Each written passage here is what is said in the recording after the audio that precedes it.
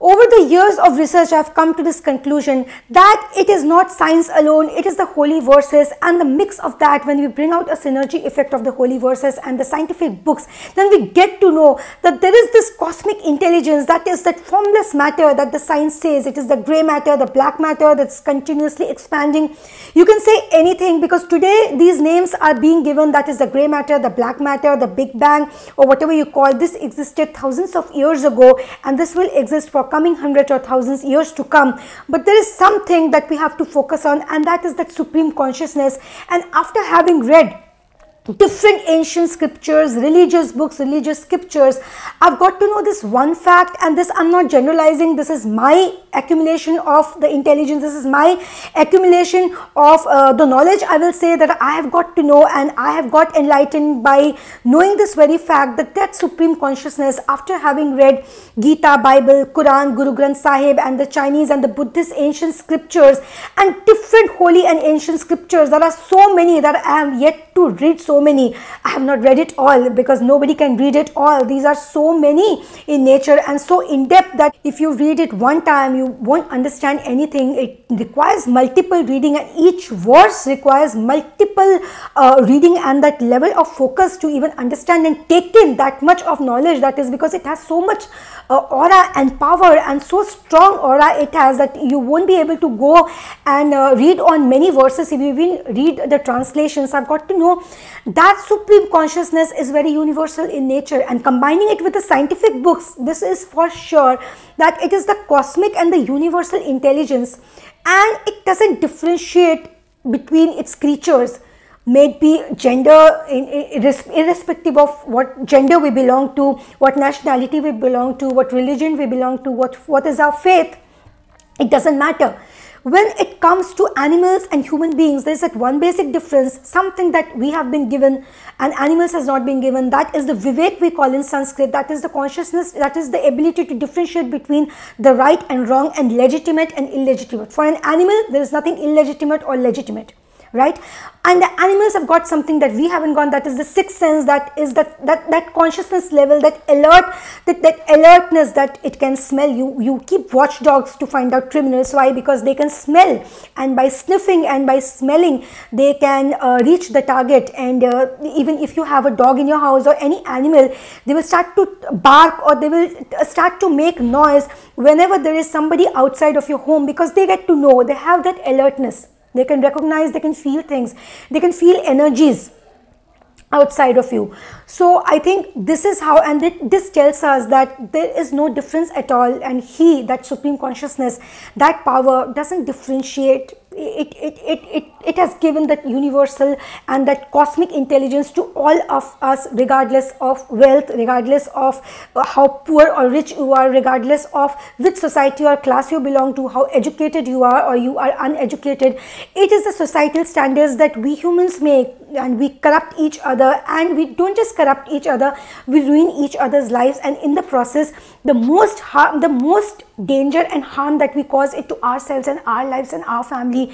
Because we forget one thing, when we do something to others, and when we look at somebody with a particular idea and notion and a judgment, and we judge somebody, then we are being judged by that same person and people connected to that person, because we are living in the same society. So if there is no social cohesion, and we are somehow, we don't respect that universal cosmic intelligence that is given to us, that is designed by the supreme consciousness. When we read a scientific book and we get to know, okay, it is that universal matter, it is that formless substance, it is that nirakar padarth in Sanskrit we call, that is nirakar, that is, it doesn't have any akar, that is shape, it doesn't have any form, it is completely intangible, it's beyond the physical senses, it's beyond the physical touch, it is beyond physical imagination. So I completely believe in this universal peace and harmony, because when he doesn't differentiate, who we being human beings, who are we to differentiate in form of religion, in form of racism, or any the ism and the ish that we have in our life. Why can't we do away with those things, and why can't we focus on accumulating that cosmic universal intelligence? Because reading Elon Musk today, because he is the most popular successful celebrity today, who has differentiated between money and wealth, and he has said that it's not about just earning money, it's the accumulation of wealth. So I say, why not accumulation of that cosmic intelligence? Or are we waiting for a very famous celebrity to say this and then we are going to imply this in our lives? Because at the end of the day, it is that cosmic intelligence, it is that formless substance in the form of fluid energy. They say it's like this vacuum, it is between you and me, it is between me and this table, it is between me and this hand, my lips and my mouth and this hand. So it is filling in every space, that formless universal matter. Giving a deep reading into it, we'll get to know that it is just like a vacuum, it fills in everything.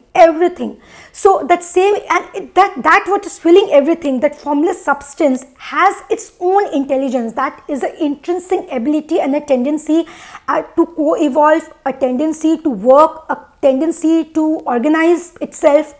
So that intelligence is the cosmic intelligence that we all have got. So when we all have got that intelligence, then why we say somebody is successful, somebody is a failure, who's not being able to crack a particular course, who's very bad in math, physics, science, or somebody who's doing very well in his life, that person has got that cosmic intelligence. So he, that supreme consciousness, he doesn't differentiate. When you read the holy books and you do a detailed study of it, you'll get to know, when you read those verses, that he doesn't differentiate at all. For him, all we creatures are the same. All we creatures. He has blessed the animal. He has blessed not just the animals and human beings, but the plants with so much of intelligence and networking. Have we ever done a detailed study on the root networking? The biggest networking cell of this universe is the root networking. Are we aware of the fact? Root networking, the plantation, the plants we go on cutting, those roots have deep networking sense, and it is the root, the deep networking sense, that is forming the forestations, the vegetations that we are making, that we are taking advantage of. That vegetation, that forestation is nothing but that universal consciousness, that universal intelligence, that cosmic intelligence that we call, that has been gifted to the plants and the roots as well. So he doesn't differentiate. We being humans, we differentiate. So why not we make a conscious effort to accumulate that universal intelligence and make the best out of it, instead of wasting our times in wasting our own energy and selves in fitting in those societal standards that we ourselves have set, and an equivalent of ours may be in the form of some human or somebody whom we consider a very great person or a successful person has set that standard or limit for ourselves. Because when you began the journey of this earth, you were a toddler, you just came in, there was no competition. But then you went to the kindergarten, kids school, even then there was no competition. But then as we grow, then the parental pressure, and somewhere behind the mind, it is that competition, that jealousy. So that innocence that we have in our kindergarten level, that is the time, and that is that innocence that connects the most with that supreme consciousness. How do we lose it, and who contribute in making us lose it? It is our teachers, it is our parents also, to some extent, by giving us examples that she or he is doing better, you're not doing as good as that kid, so look at that kid and try to do better than. So even they somehow, maybe I think, promote that jealousy factor within and inculcate that jealousy factor within, that the competitive spirit which was meant to be healthy. But more than healthifying our minds, it is causing us to corrupt each other, because it is that competition. Rousseau, the educationist, I salute Rousseau, because Rousseau was the one who promoted natural education, and not the traditional school education. Being a part of convent institutions, I have realized something. I have grown up with people of different religion, different faiths, of different types, and I have got to know something, that what we all love, it is peace and it is love. We don't like to be jealous, but jealousy is something that has become now inevitable part of our lives. We don't want to be jealous, but we are not being able to keep ourselves away from the jealousy factor. But what we all, person, irrespective, regardless of anything, any thought, any school of thought you belong to, what we want is that mutual understanding, and we crave for that peace, we crave for that love.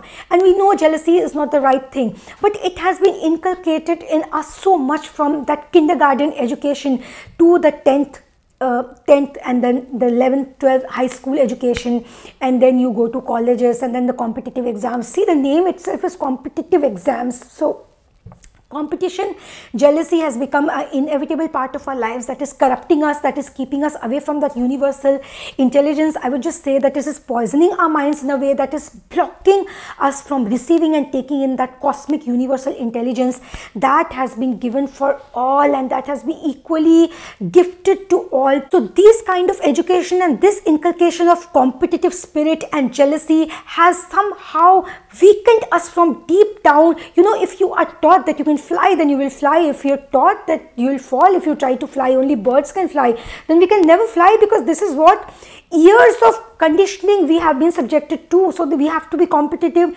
And if you want to be competitive, jealousy you cannot do away. You say don't be jealous, but be competitive and have that constructive competition feeling within you. Practically, is it even possible? It is something like you are saying that keep that good food in front of you, and if you want to lose weight, you have to follow the diet and keep that tasty pastry or that fatty cake in front of you. This is contradictory, isn't it? This is going against nature.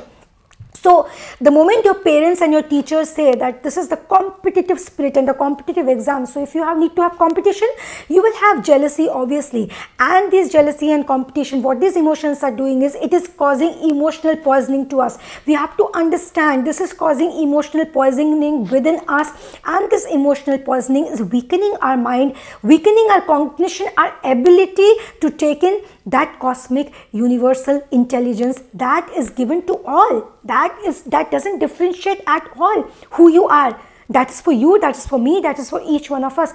But in order to take in, we have to train our mind. We have to unlearn the things, unlearn the wrong things, the wrong emotions, and learn the right kind of emotions. Train our mind in a way so that train our subconscious, our mind deep down. We have to train ourselves. We have to train our mind, our subconscious, to stop judging others, because the moment we stop judging others, you will stop judging your own selves. As long as we continue to judge others, we will always keep on judging ourselves also. As we have read, if you point one finger to others, there is 3 fingers that are pointing towards you, and it is a natural tendency, because if you judge others, you will judge yourself, and the moment you judge yourselves, then your confidence level weakens, and once your confidence levels weakens, then you will not be able to, your link is going to break. Then your link with that conscious intelligence, when we are born, we are completely deep-rootedly connected with the Supreme Consciousness.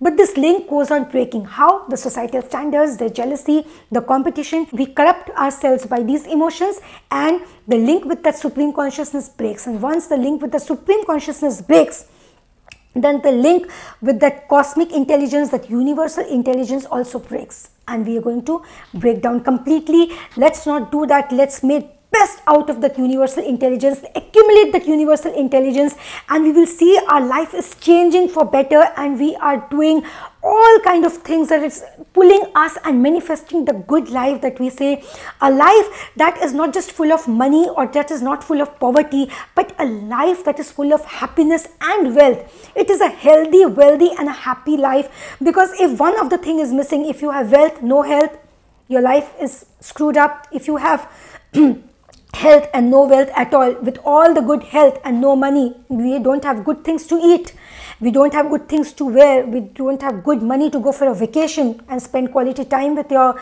family, then also that life is no good. Nothing can guarantee a successful life except connecting with that Supreme Consciousness, because it is the Supreme Consciousness who can enable us to live a fulfilling life as long as we are living.